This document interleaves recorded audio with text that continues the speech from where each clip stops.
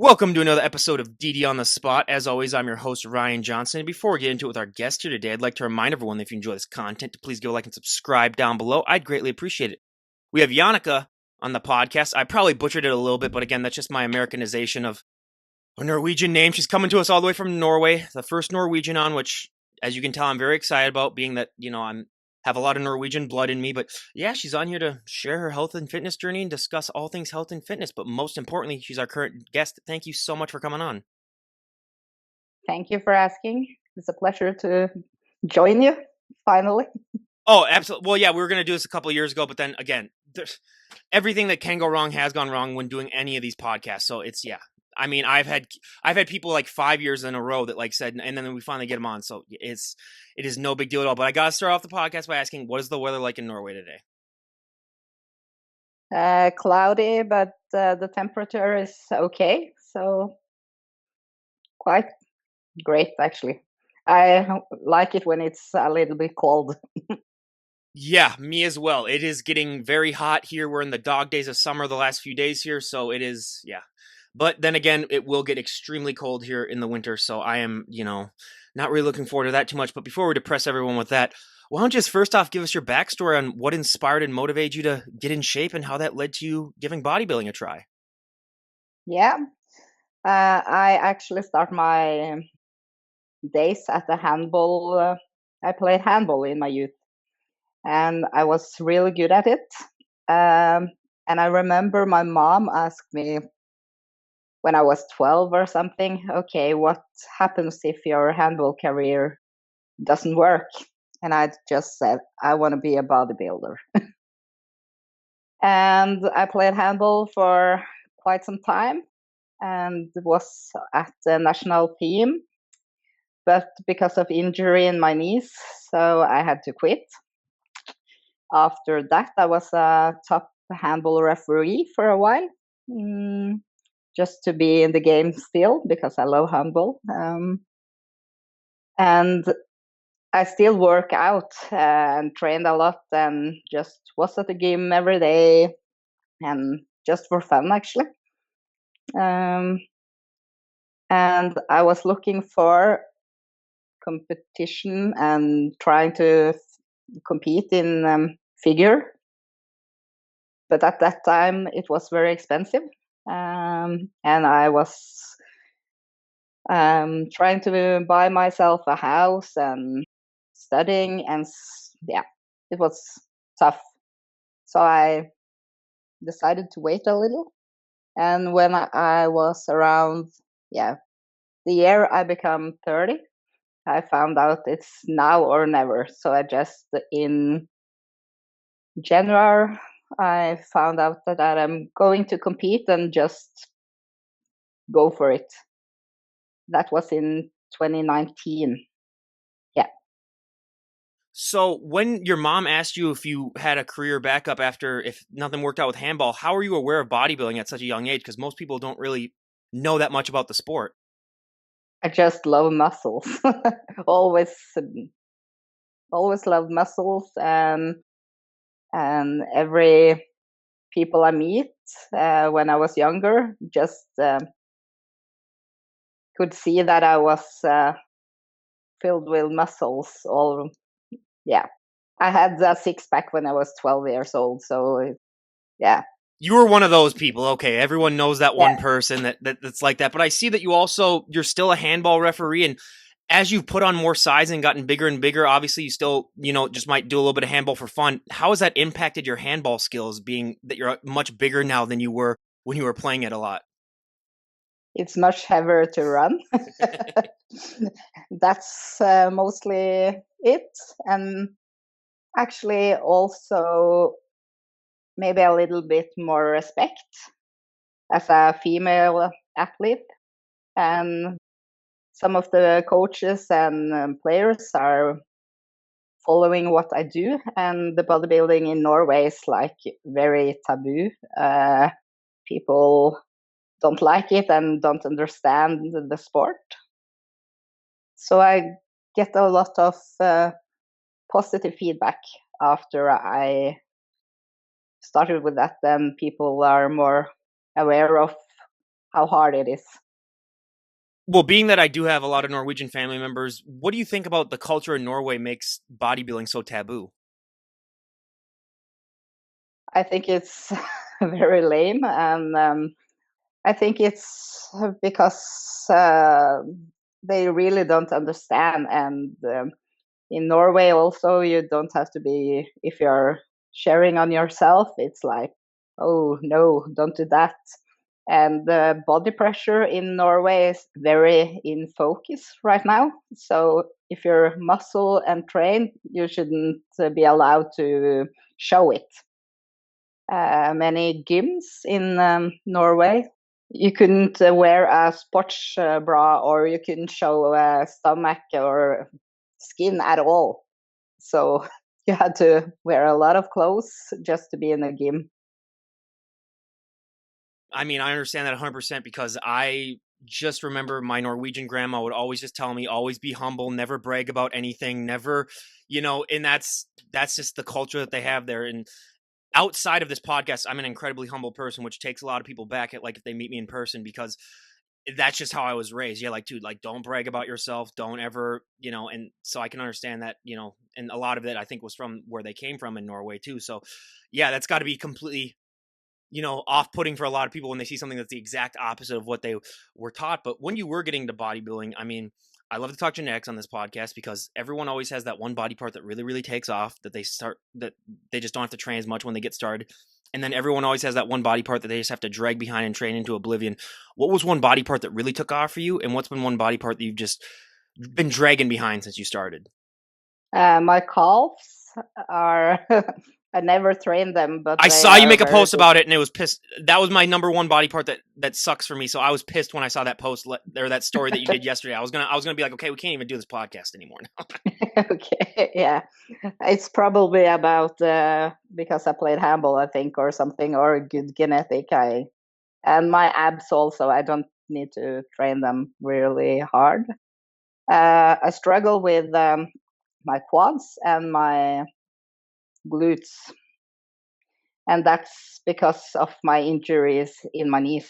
I can't go deep in squats, and I have to regulate my training because if I train very, very hard and very often, my knee gets swollen and stiff.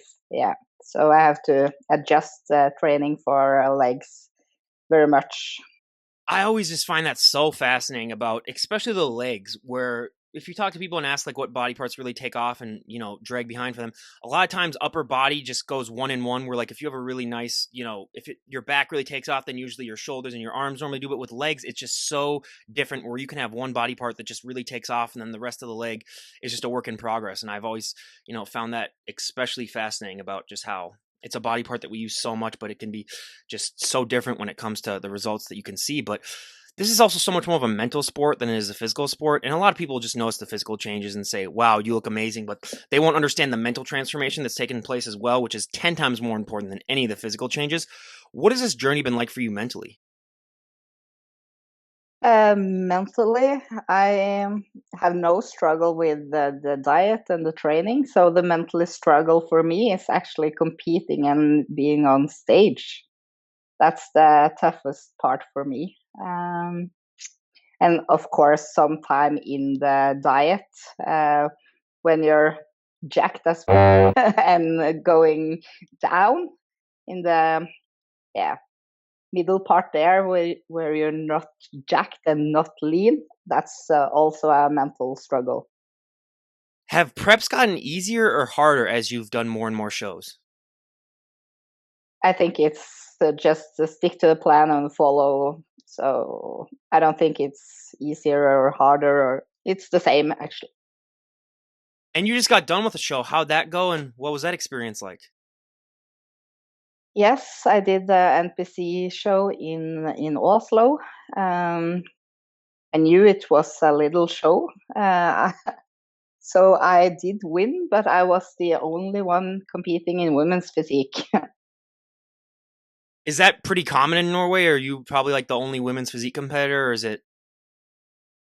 We have two federations. We have the one IFBB, like, yeah, And there it's some women in women's physique. Last before, not this competition, but the last one before, we were 3 at stage. But the higher level of muscles for women, it's less competitive. Yeah. In bikini fitness is very popular in Norway. It's a lot of competition, and some in figure, and few in wellness, and very few in women's physique. So if you don't really have that many shows in Norway, or if you do a show like in Oslo, like you said, and you're the only one competing there, where do you go? Do you just do a lot of international shows then, or how do you find the competition? I only done competitions and shows in Norway so far. And this time I was winning, and I tried to apply for a pro card because I was the only one, but I get denied. So I was looking for other shows, one in Italy in 2 weeks, I think, and I asked. It was no more. It was zero athletes in women's physique, so that was no way to go in Italy. So I'm planning on doing the gas Iron World in Sweden in 3 weeks. What is that like for you though? You put all this hard work and effort in the gym. You do all the diet, the supplementation, the training, the sleep, the cardio, everything, and then to go into it and you're the only one competing there. How do you deal with that?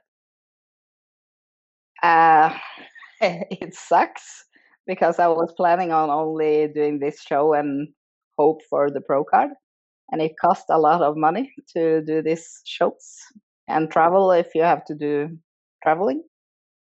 I think the NPC is doing a really bad job at the registration, because you can do.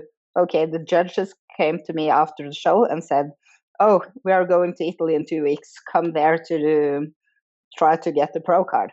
And when I'm asking how many athletes is going, it's zero.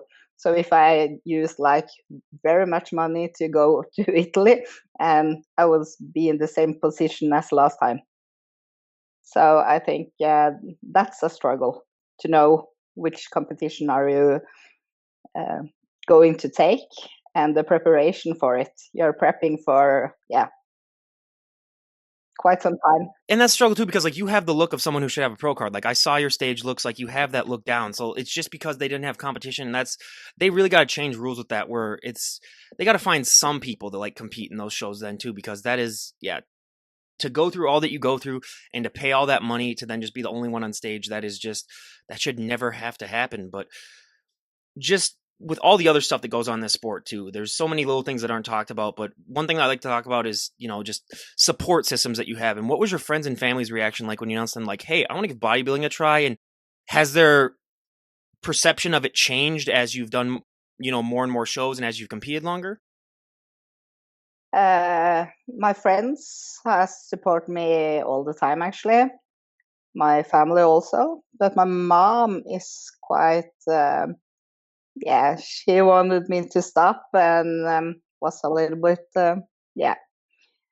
negative about it, but she has also the handball background, so when I just talk hello, so she is changed, and she was still watched the last show and was very proud. So I think more of the changing of people I meet in work and stuff like that, it's changed their view of bodybuilding when they're seeing all the suffering and all the time it takes, and how disciplined you have to be.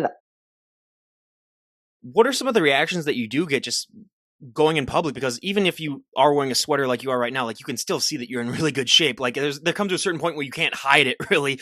So what is that like, just going out and getting those people's reactions? Because in a culture like Norway, where people tend to be a little bit more modest, and what is that like? Because you're kind of like a mini celebrity. Yeah, yes. Most of it is positive, or people are not talking to you directly and giving you compliments, but when you're walking on the street, you hear people talking about you behind the back and just, wow, she was big or she was musculous. Or, yeah. But I have also some bad experience um, where people are just, oh, what's your problem? Women are not going to look like that, and you're looking like a man, and yeah, stuff like that. But people can make their own decisions and meanings. I don't care. I mean, that's one thing that I appreciate about the sport is that it does tend to give people more of an opinion of just realizing that other people's opinions really don't matter and that it's really all just about what you care about and just, living your life. But nutrition, that is something, I mean, like you mentioned, you don't struggle that much with nutrition, but what have been some of the biggest nutritional changes that you've made as you've gotten more and more into the sport? Uh, Eating a lot more food.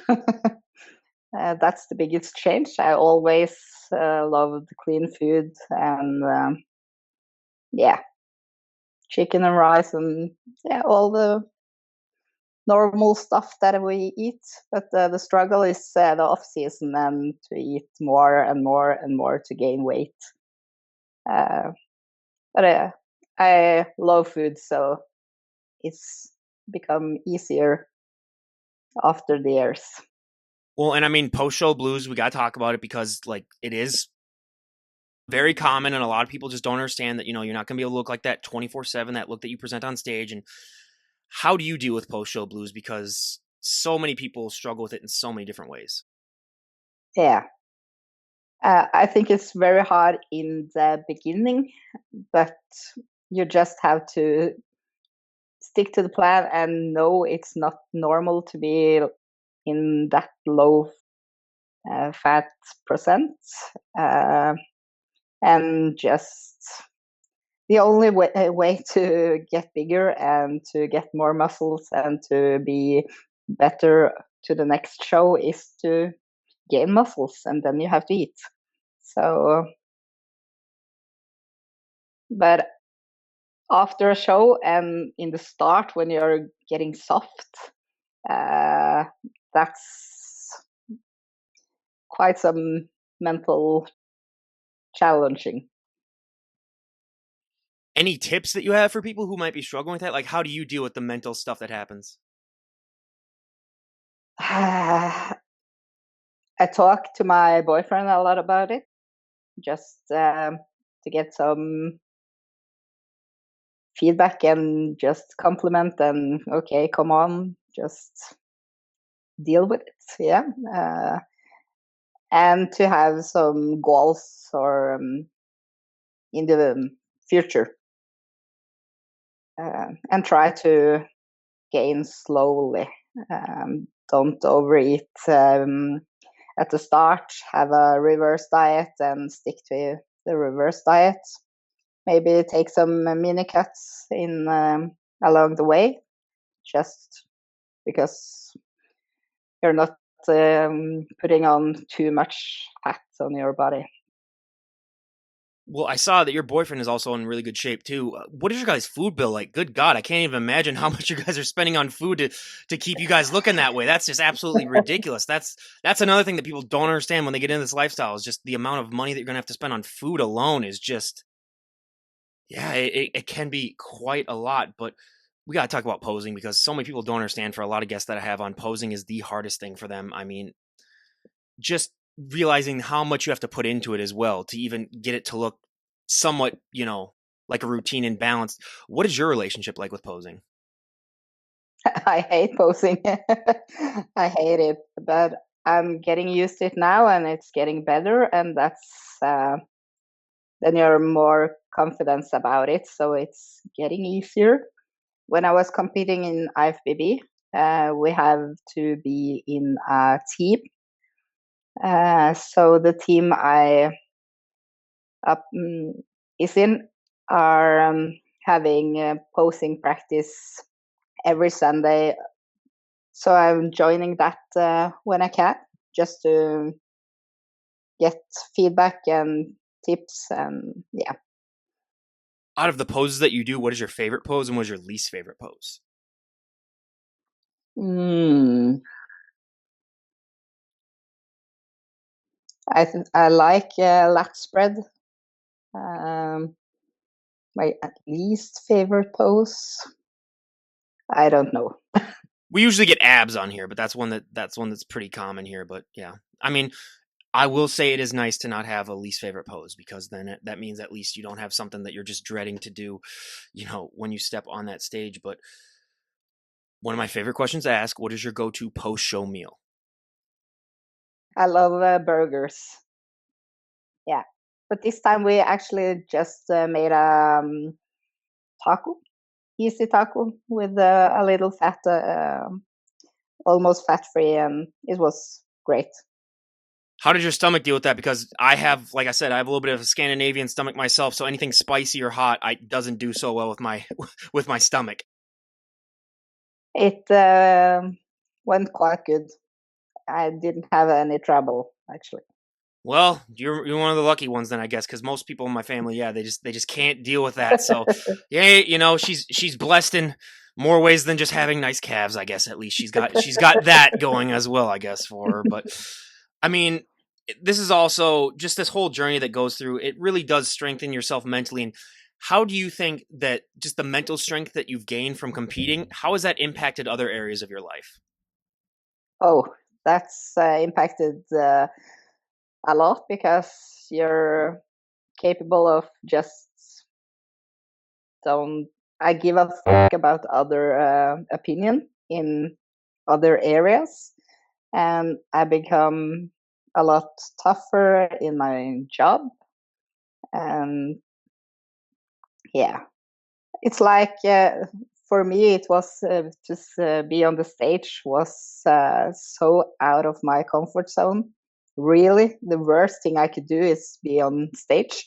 So nothing would be harder than that. So now I think just okay, I've been almost naked on a stage. I can do this, no problem. How were you able to convince yourself to do it? Was it just a lot of self-talk, or did you just eventually get to a point where you're just like, I've worked out so much, I might as well go and do it? Because that is a struggle for a lot of people, just to be able to walk up on that stage and pose for people, because it takes a lot of courage.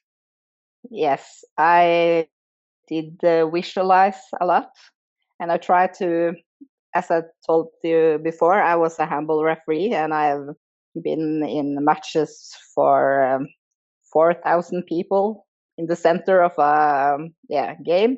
So I tried to visualize that I was at the handball handball match, and the judges was players I've had a struggle before, and just okay, I can manage this. No, it really does. You really do have to trick yourself a lot, especially when it comes to doing something that is just so courageous of a thing to do. But I mean, a lot of people do struggle, especially in this health and fitness journey. They struggle when they first get started to really, make changes in their life. And if someone were to walk up to you and say, like, hey, I want to get started on my health and fitness journey myself, what's the best piece of advice that you would give them just to get started? Have control over the nutrition and leave your ego at home when you're at the gym.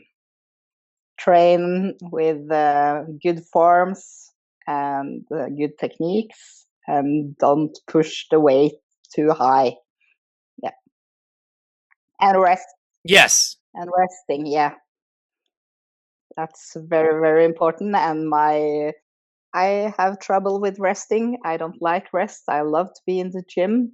So my rest days are cardio and abs and some stretching because I just have to be in the gym. Yeah, though that is hard for so many people on those days when you're not supposed to work out, just to mentally convince yourself that it's for the good. But did you ever struggle with overtraining? Well, obviously, I mean, if you struggle with rest days, I mean, and overtraining, it's a natural thing for so many people when they first get started because you just don't know your body's limits. But did you ever struggle with that? Because that's, I mean, a lot of injuries that I talk to on this podcast are a result of people just not knowing their limits.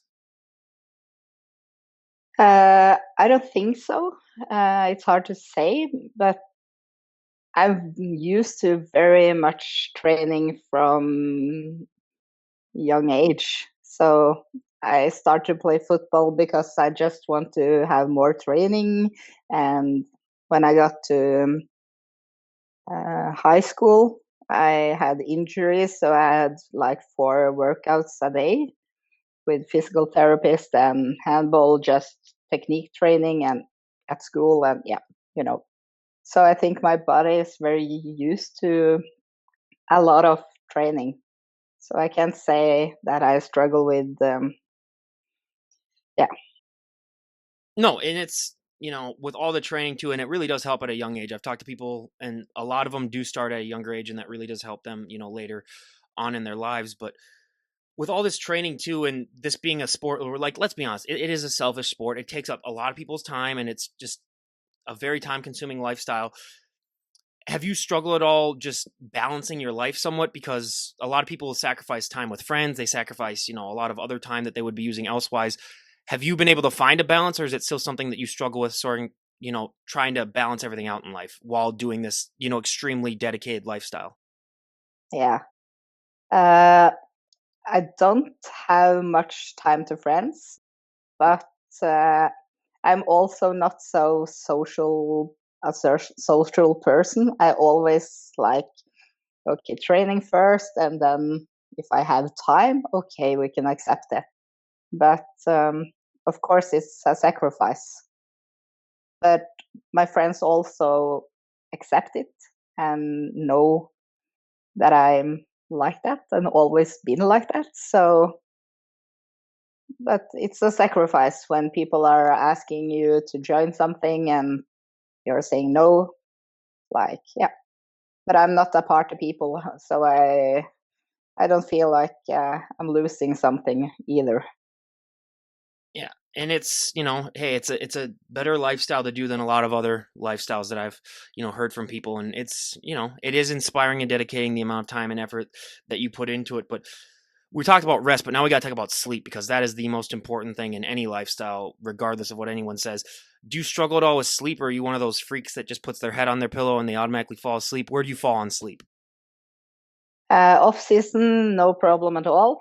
And the shows before, I have also had very good sleep on season or at the prep. But this time I struggle a lot with sleep.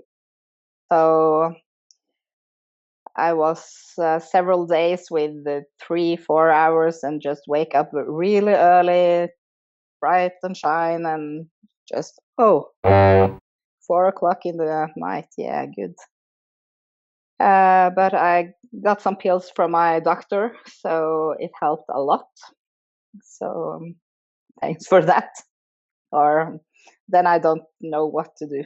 I tried everything, and I always go to bed at the same time. No phones, dark lights. Yeah, I try everything, and everything is yeah following a plan every day. So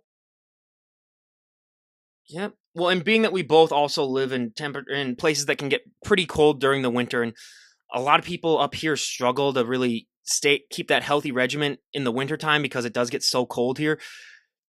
Do you ever struggle with that? I mean, I know you probably, you still pull through, because obviously, because you're a bodybuilder, but do you find maybe ways around how to help yourself train during especially the colder months, when all you really want to do is just sit by a fireplace and drink some hot chocolate? I never want to sit by a hot fireplace and drink chocolate. Sorry. No, I think I actually love the cold. So when it's winter, I think it's good. And yeah, just walking to the gym and doing exactly what I'm used to in the summertime. And yeah, Well, I don't know if you know this, but I live in Minnesota, where we get days that it's -20 or -30 degrees mm, Fahrenheit here. So that's the cold that I'm talking about, where you just don't want to even leave the house because you have trouble breathing in it, because it's every breath that you take inside freezes. But yeah. no, yeah, I get that too. Take It's the car to the gym then. Well, here's the I thing don't. though. Here's the thing though.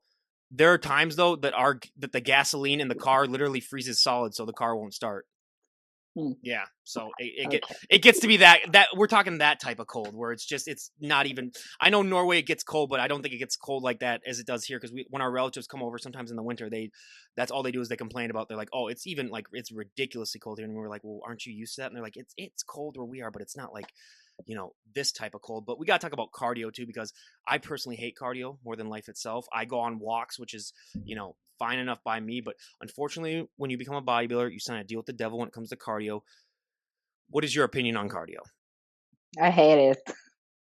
And I shouldn't because I had been a handball player and was running all the time. But cardio, I really hate it. It's just pain in the ass, and can't wait to off season with less cardio. But you just have to do it and yeah, make a routine and get it done. Yeah. It's a necessary evil. It totally is. And one thing that I've been shocked by when I've talked to a lot of competitors recently is so many of them don't really prefer that on stage look as much as you would think. A lot of them prefer maybe like the 4 weeks out look or the 4 weeks post show look. Where do you fall on that? Because a lot of people like they prefer the 4 weeks out look maybe because they're a little bit fuller and they're not as drained. But when it comes to the look, do you prefer the stage look or like the 4 weeks out or the 4 weeks post? Probably the 4 week post. Yeah. I think you feel so skinny at the stage and not so full. Yeah. No, no, that's a response that we get quite often too, and it was shocking for me at first because then I just like a lot of people in the general public just assume like, oh, they must love that stage look because that's the look that they show off, and it's like no, it's a lot of draining on them mentally and physically, and it's just they're not at their strongest, they're at one of their weaker points just through all the extreme dieting and everything else that goes into it, but when it also comes down to just this journey in general, if someone were to walk up to you and say, you could change one thing about the sport of bodybuilding and everyone would go along with it, what would be one thing that you'd like to see changed? I want to see the change of. Are you thinking body or just everything? You can do anything, yeah. Yeah. I think they have to get out the registration before and have a closure to that so people can plan their shows because you're using so much money and so much time to prepping for a show, and it's not good for your health either to go too long with so little food and cardio and yeah, everything along. So I hope they're closing the registration earlier or have an open list or something like that. Well, and obviously, I wish that if they knew that there was going to be like one competitor for a division, the judges would judge them based on maybe like other competitions that they saw of other people.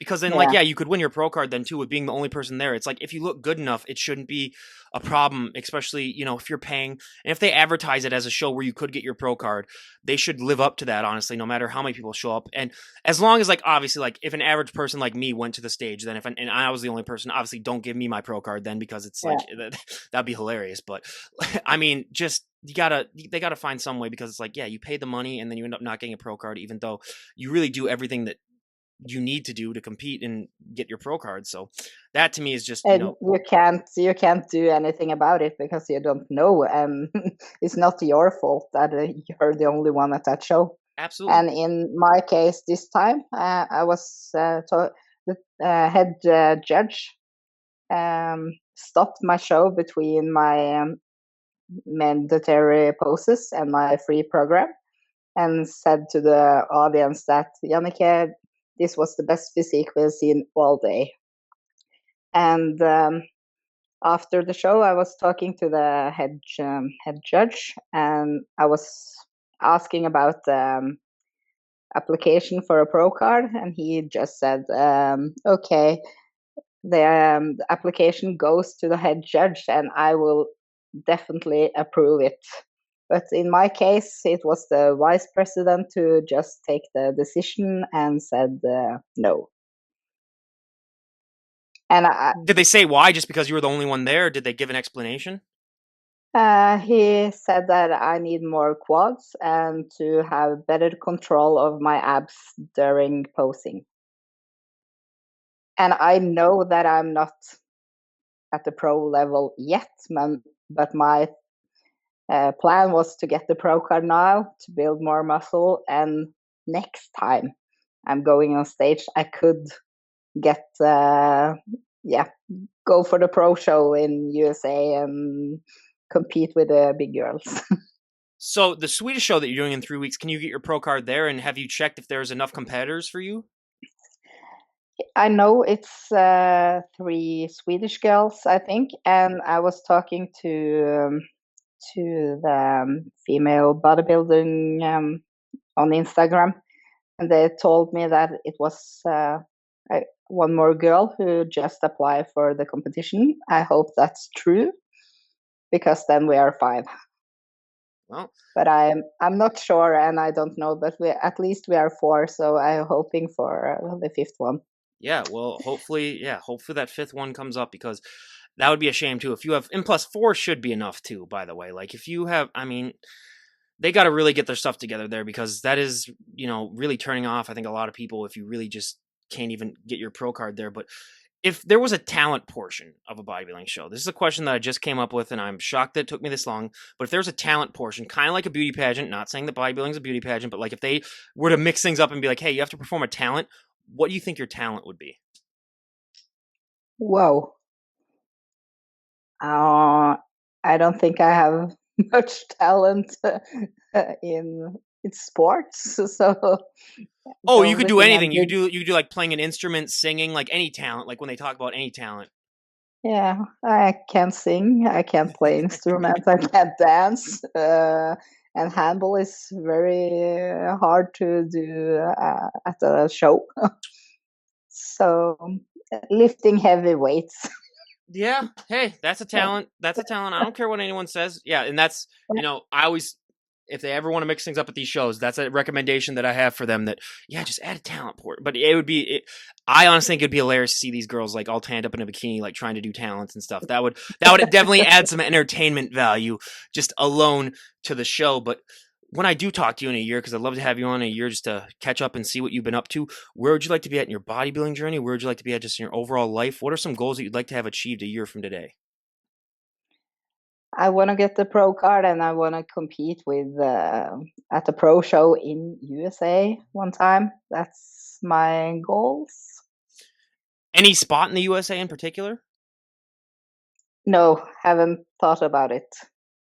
Not the biggest show, because the competition is really hard. So maybe a smaller show.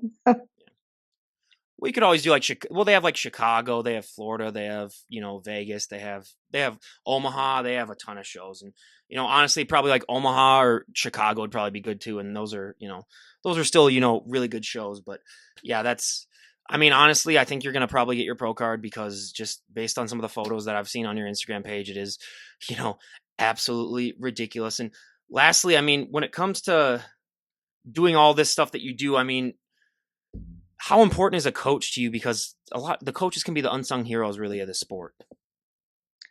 I coached myself. That's why I asked that, because I wanted you to reveal Yeah. that to everyone, because that is crazy that you coached yourself. My boyfriend and I coach together, so we are complementary each other, and discussing everything we do, yeah, both ways. But I think it works very good. So why hiring a coach? I mean, I was gonna say I had to ask that, because the moment I saw one of your posts where you're talking about like, I've trained myself this whole time, and because that's so rare on this podcast. That's maybe a handful, probably even less than a handful, maybe like 2 or 3 that have actually done it their entire journey and never hired a coach, which I just find crazier than most. But hey, if it works for you, it works for you, because that just, I mean, it does save you a lot of money. I will give you that, and it does go to show that and some people, they can do all this stuff by themselves, which is great, because it just goes to show that anything is possible. But is there anything that you'd like to say, or anyone that you'd like to give a shout out to before we wrap things up? No, but to what we're talking about, it's not a rocket science. So, and it's like I know my body best, and I think you have to try something to see if it fits or not. So that would a coach do as well.